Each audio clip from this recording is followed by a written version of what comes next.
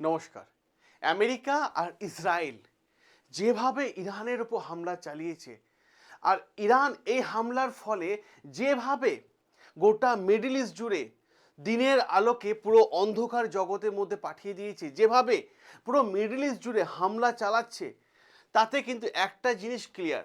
পুরো মিডল ইস্টে যেই কথাটা আগে ইরান জানিয়ে এসেছিল যে পুরো মিডল ইস্ট জুড়ে অন্ধকার জগৎ নামিয়ে আনবে, পুরো মিডল ইস্টে অর্থনীতিতে আটকে দেবে, এবং আমেরিকা বা ইসরায়েল যদি একটা মিসাইল ইরানের উপর ফেলে পুরো মিডল ইস্টে তেল বন্ধ করে দেবে, ইরান সেটাই করে দিল।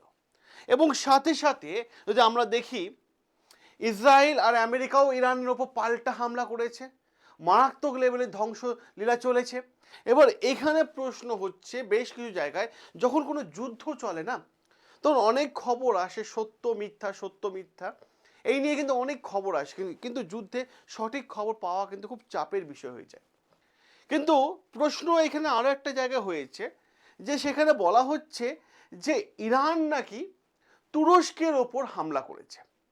হ্যাঁ, আপনারা ঠিকই শুনছেন, যেটা আপনারা গতকাল থেকে শুনে আসছেন, বিভিন্ন সোশ্যাল মিডিয়া, বিভিন্ন নিউজ চ্যানেলে, ইউটিউব চ্যানেলে আপনারা দেখে এসছেন যে ইরান নাকি মানে তুরস্কের ওপর হামলা করেছে, হামলা চালিয়েছে, এবং বিভিন্ন সংবাদ মাধ্যম সেটা দেখিয়েছে। প্রশ্ন এইখানে, আদৌ কি ইরান তুরস্কের ওপর হামলা চালিয়েছে? আদৌ কি ইরান তুরস্কতে মিসাইল ফেলেছে, তুরস্ককে ওপর আঘাত এনেছে? কেন বললাম কথাটা? কারণ যে প্রশ্নটা গোটা মিডল ইস্ট করেছে যে ইরান তুরস্কের ওপর হামলা করেছে, সেই প্রশ্নের উত্তর গতকাল ইরানে পররাষ্ট্রমন্ত্রী নিজে এবং সেনাপ্রধানরা এসে নানান ধরনের কনফারেন্স নিউজ দিয়েছে, এবং তারা জানিয়ে দিয়েছে যে অ্যাকচুয়াল ঘটনাটা কি ঘটেছে। আর তার জন্য গতকাল সন্ধে থেকে নানান ধরনের আর্টিকেল একের পর এক আসা শুরু হয়ে গেছে। আপনারা দেখতে পাচ্ছেন সেই আর্টিকেলগুলো, যে কিভাবে আর্টিকেল এসেছে। দেখুন, তুরস্কের যে প্রেসিডেন্ট আমরা দেখতে পাই এরদোগান, যিনি এই মুহূর্তে চাইছে ন্যাটোর মতো শক্তিশালী পুরো মিডল ইস্টে করতে। আচ্ছা, ন্যাটোর মতো শক্তিশালী কেন? এই যে শব্দটা আপনারা দেখতে পাচ্ছেন না, ন্যাটোর মতো, কেন এই কথাটা বলা হচ্ছে, তার পেছনে অনেকগুলো লজিক আছে,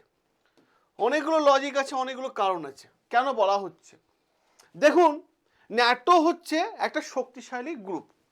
এই গ্রুপের মধ্যে একটা রুলস আছে এবং দুটো আর্টিকেল আছে, যেমন কনস্টিটিউশনে আর্টিকেল হয় বা ধারা হয়, সেরকম ন্যাটোর মধ্যে ধারা আছে, আর্টিকেল 4 এবং আর্টিকেল 5। এতে ন্যাটোর কি, ন্যাটো গ্রুপে মেম্বার হলে কি প্রফিট এটাই যে ন্যাটোর মধ্যে যদি কেউ আক্রমণ করে, ঠিক আছে, ন্যাটো গ্রুপের মধ্যে যে কোনো একটা দেশ, 29টা গ্রুপ, তার মধ্যে যে কোনো একটা দেশের ওপর যদি কেউ আক্রমণ করে, তাহলে এই সমস্ত দেশ, 29টা দেশই মনে করবে যে আমাদের ওপর আক্রমণ করেছে, তারা 29টা দেশই একসাথে সেই দেশের ওপর আক্রমণ করবে যে আক্রমণটা করেছে, যেটা আর্টিকেল 5 বলা হয়েছে ন্যাটোর রুলসে। এবার তুরস্ক এই মুহূর্তে চাইছে যে মিডল ইস্টের মধ্যে যে সমস্ত মুসলিম দেশগুলো আছে, মুসলিম রাষ্ট্রগুলো আছে, তাদেরকে একজোট করে এই ন্যাটোর মতো শক্তিশালী গ্রুপ বানানো, শক্তিশালী সেনাবাহিনী বানানো, এটা কিন্তু তুরস্ক চাইছে। এবং এই কথাটা তুরস্ক কিন্তু আগেও পাকিস্তানে গিয়ে বলেছে, আগেও কিন্তু বাংলাদেশে গিয়েও কিন্তু তুরস্ক এই কথাটা বলেছে। আর তুরস্ক এইটাও একটা গভীর বিষয় যে এই মুহূর্তে তুরস্কের সাথে সৌদি আরবে তো লড়াই এমনিই লেগে থাকে।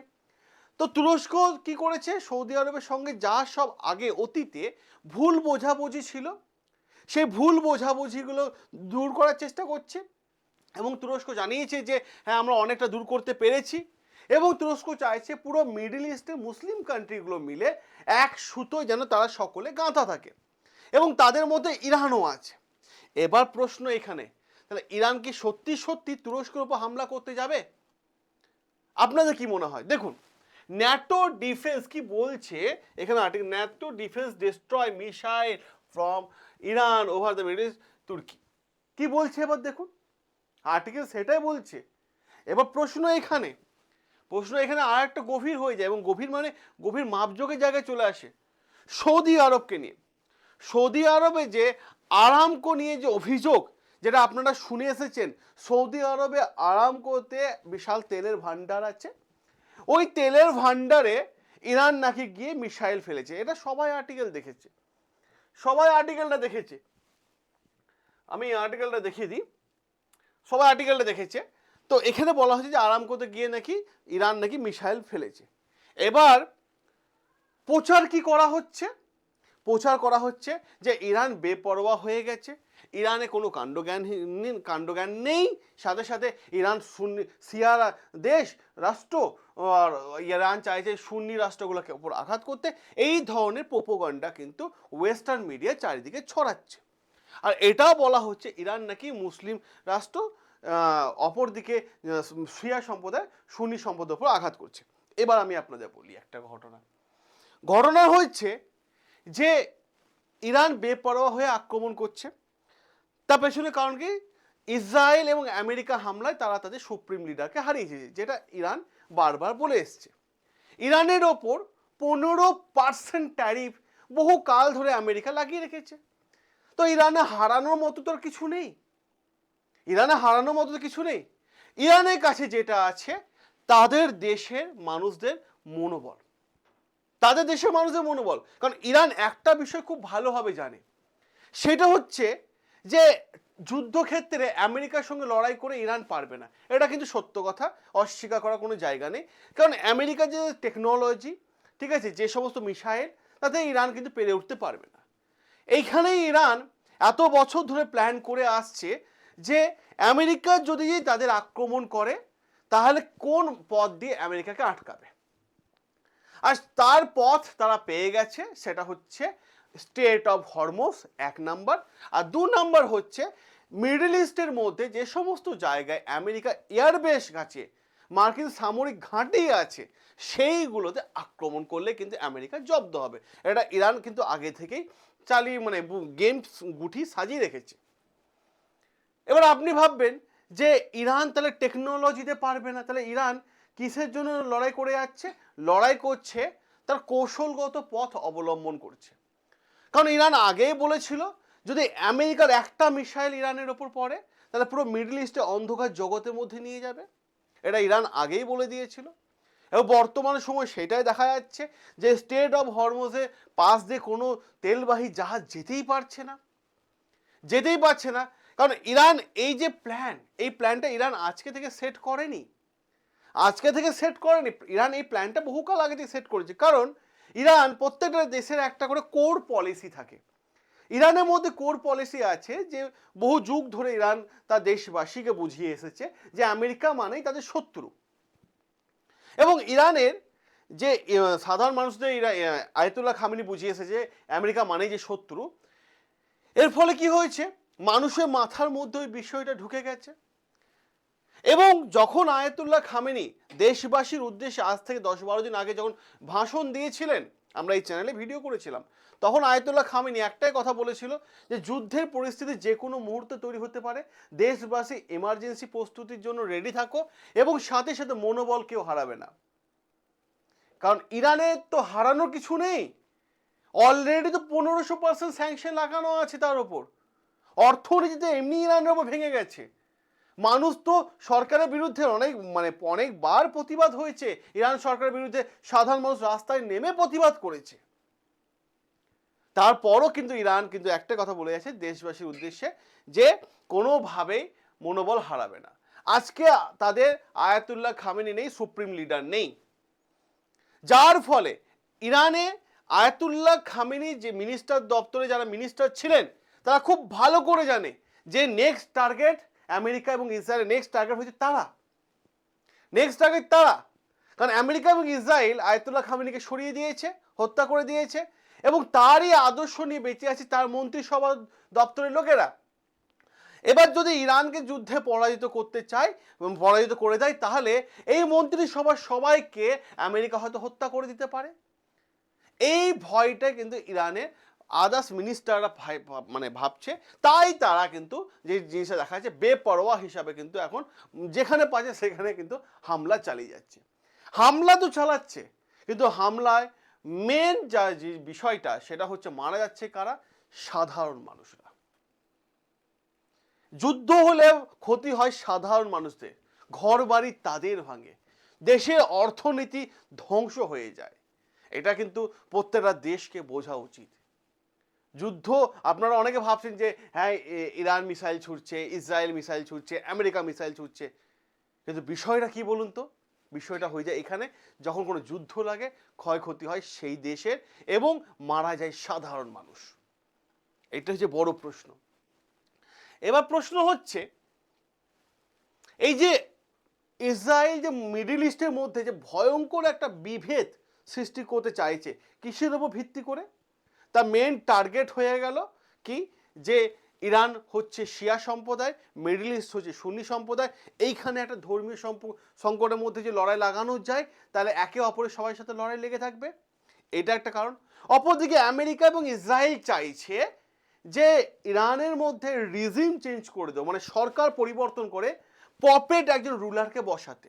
কারণ আপনারা জানেন যে যারা ইতিহাস একটু ফলো করেন, আপনারা দেখেছেন যে 1979 সালের আগে পর্যন্ত ইরানের রাজ পরিবার শাসন করত। তখন কোনো সরকার ছিল না, রাজতন্ত্র ছিল, রাজারা শাসন করত।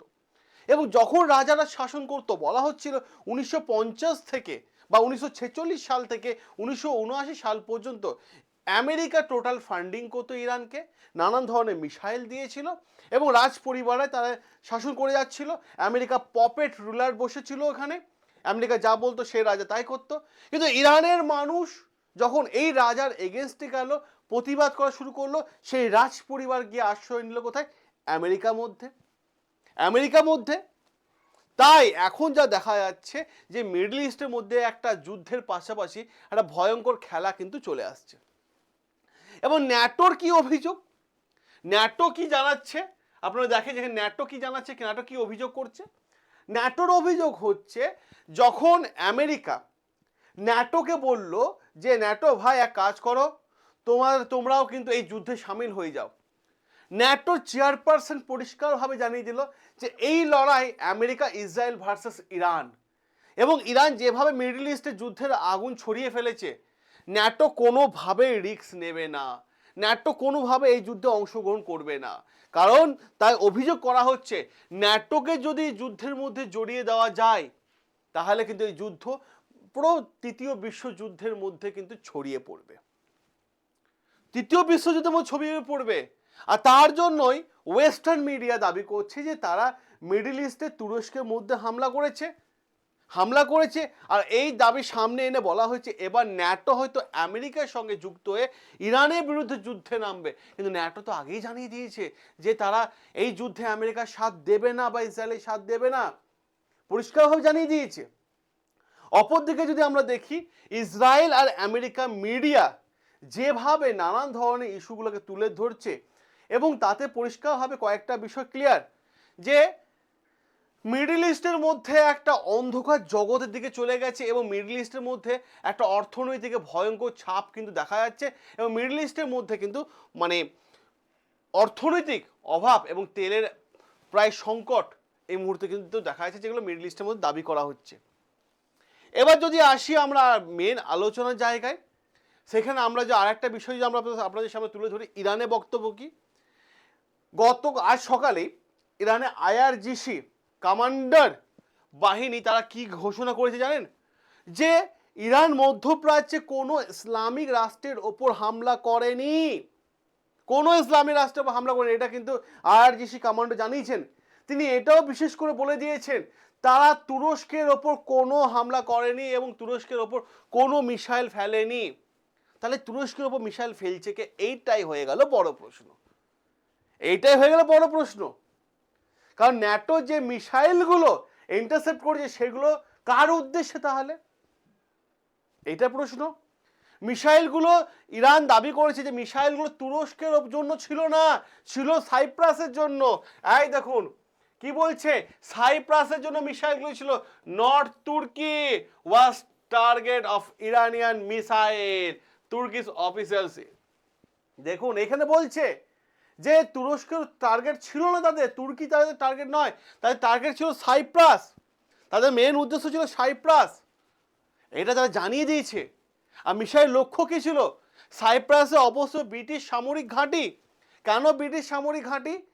যখন ইসরায়েল এবং আমেরিকা ইরানের উপর হামলা করেনি, হামলা করার 2-4 দিন আগে ব্রিটেন কি জানিয়েছিল আমেরিকা ব্রিটেনকে বলেছিল যে ভাই এক কাজ করো, তোমরা তোমাদের যে সাইপ্রাস দ্বীপটা আছে কন্ট্রোলে, এবং তোমাদের যে দেশের মধ্যে যে যেখানে আমেরিকার সেনা ঘাঁটি আছে সেখান থেকে মিসাইল উড়ে গিয়ে ইরানের মধ্যে পড়বে। ব্রিটেন তখন বলেছিল না না না, আমি এরকম করতে দেব না। যার ফলে ব্রিটেনে ওই সরকারের এগেনস্টে বেশ কিছু মানুষ ভোট দেয়। তারা বলে যে ভাই আমেরিকার সঙ্গে কিভাবে পাঙ্গা নিচ্ছ তুমি, আমেরিকা ফান্ডিং বন্ধ হয়ে গেলে ব্রিটেন চাপ চাপ খেয়ে যাবে। তখন বিষয়টা কি হয়, তখন বিষয়টা যে সামনে আসে, তখন বলে হ্যাঁ তাদের সামরিক ঘাঁটি ইউজ করা দরকার। এবং ব্রিটেনের যে প্রাইম মিনিস্টার দেখবেন আপনারা, কিয়ার স্টারমার, তিনি তার সামরিক ঘাঁটি ব্যবহার করার জন্য, আমেরিকা ব্যবহার করার জন্য অনুমতি দেন। এবং তাই অভিযোগ ইরান সরাসরি টার্গেট করেছে তাদের সামরিক ঘাঁটিগুলোতে, তাদের সামরিক ঘাঁটিগুলো আক্রমণ করেছে। এবার প্রশ্ন, ইসরায়েল নিজেরাই কি হামলা করে অন্যের উপর দোষ চাপাচ্ছে? কারণ বিষয়টা হচ্ছে যুদ্ধক্ষেত্রে সঠিক নিউজ পাওয়া কিন্তু খুব চাপে। কারণ এখানে কিন্তু দেখুন আপনারা, এখানে কিন্তু ইরান বলছে, এবার পরিষ্কার তো দেখুন, যুদ্ধ আমি আবার আপনাদের বলি, যুদ্ধ কেউই চায় না, যুদ্ধ কেউই চায় না, কারণ যুদ্ধ হলে সাধারণ মানুষের ক্ষতি হয়। এবার প্রশ্ন হচ্ছে, ইরান যেভাবে হামলা করছে পুরো মিডল ইস্ট জুড়ে, এতে সাধারণ মানুষের ওপর ক্ষতি হচ্ছে। আপনি ভাবছেন যে খবরটা আপনি শুনছেন, আপনার জীবনের ওপর কিন্তু জিও পলিটিক্সে একটা ইম্পর্টেন্ট জায়গা রয়েছে। কেন বললাম কথাটা বলুন তো? তার পেছনে কারণ আছে। তেলের দাম যদি বেড়ে যায়, গ্যাসের দাম যদি বেড়ে যায়, সেই পেমেন্ট তো আপনাকে করতে হবে। যুদ্ধ কখনো মানে শান্তির বার্তা আনে না, যুদ্ধ আনে ক্ষয়ক্ষতি, যুদ্ধ আনে ভয়ঙ্কর অর্থনীতির একটা বড় ধাক্কা, যারা যুদ্ধ কিন্তু শুরু করে দেয়। এবং যখন কোনো দেশের মধ্যে যুদ্ধ হয়, সেই দেশ বিগত 20 বছর পিছিয়ে পড়ে যায় অর্থনীতির দিক থেকে। এবার প্রশ্ন এই জায়গায়, যেহেতু ডোনাল্ড ট্রাম্প বলেছে যে এই আমেরিকা এবং ইরানের এই যুদ্ধ, এই যুদ্ধটা তো অল্প সময় নয়, 3-4 সপ্তাহ লাগবে। এবার আপনাদের কি মনে হয় যে এই যুদ্ধ কি একটা দীর্ঘ সময় ধরে চলবে? আমি আপনাদের উদ্দেশ্যে এই প্রশ্নটা রাখলাম, আপনারা আমাদেরকে কমেন্ট বক্সে জানাবেন। সকলে ভালো থাকবেন, সুস্থ থাকবেন, সাবস্ক্রাইব করবেন আমাদের চ্যানেল, যেখানে আমরা প্রত্যেকটা আর্টিকেল তুলে এনে আমি আপনাদের সামনে আলোচনা করে থাকি। এবং আর্টিকেল কেন বলছি, আমরা কারোর সাপোর্টে না, আমরা কারোর সাপোর্টে না, আমাদের কাজ হচ্ছে ইনফরমেশন আপনাদের সামনে তুলে ধরা, আমরা সেটাই করি, তার জন্য আর্টিকেল তুলে আনি। তো ভালো লেগে থাকলে অতি অবশ্যই চ্যানেলটাকে সাবস্ক্রাইব করে নেবেন। দেখা হবে আপনাদের সাথে নতুন আরও একটা আর্টিকেল নিয়ে।